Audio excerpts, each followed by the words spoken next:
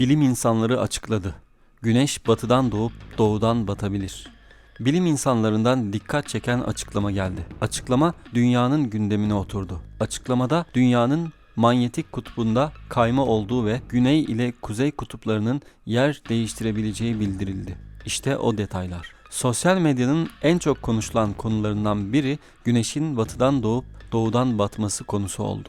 ABD'de bulunan Ulusal Jeomekansal Zeka Ajansı'nda çalışan bilim adamları dikkat çeken bir çalışma yaptı. Yapılan çalışma sonucu açıklamada dünyada yaşanan manyetik kayma hızı çok hızlı bir biçimde arttığı ve bu şekilde devam etmesi durumunda güneşin batıdan doğacağı ifade edildi. Ulusal Jeomekansal Zeka Ajansı'nda çalışan İngiliz bilim insanları da gezegenin manyetik alanını tanımlayan ve tüm modern navigasyon sistemlerinin çalışmasını sağlayan dünya manyetik modelini güncellemek zorunda kaldıklarını ifade etti.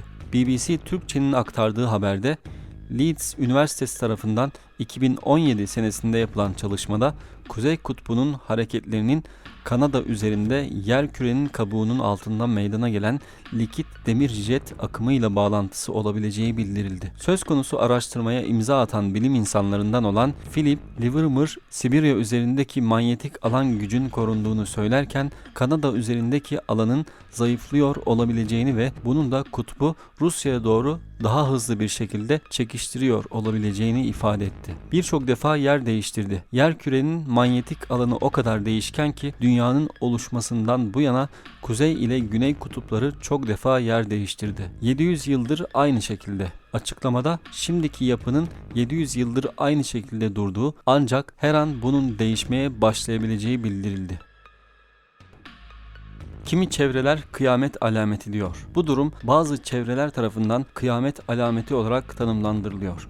Manyetik kutbun kayması dünyada güneşin batıdan doğup doğudan batmasına neden olacak. Ancak bilim adamları bu konuda henüz bir açıklamada bulunmadı. Hadislerde de var. Son peygamber Hz. Muhammed sallallahu aleyhi ve sellemin hadislerinden haber verdiği kıyamet alametlerinden biri güneşin batıdan doğuşudur. Hadislerde bu alamet gerçekleşmeden kıyametin kopmayacağı bildirilir. Az bir zaman olacak. Kıyamet alametleri arasında olan güneşin batıdan doğması, doğudan batması arasında çok bir zaman olmayacak.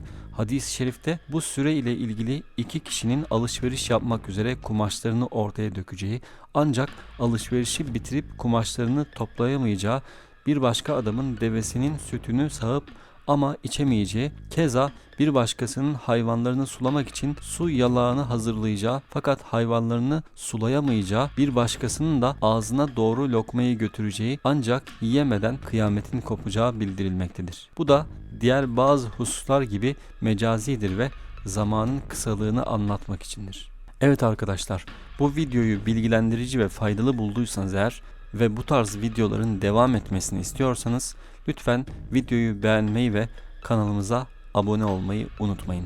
Ayrıca Instagram'dan soru ve önerileriniz için Tezcan Ozkaya kullanıcı adını kullanarak Instagram'da bana ulaşabilir, soru ve önerilerde bulunabilirsiniz. Bir sonraki videoda görüşmek dileğiyle, kendinize iyi bakın, hoşça kalın.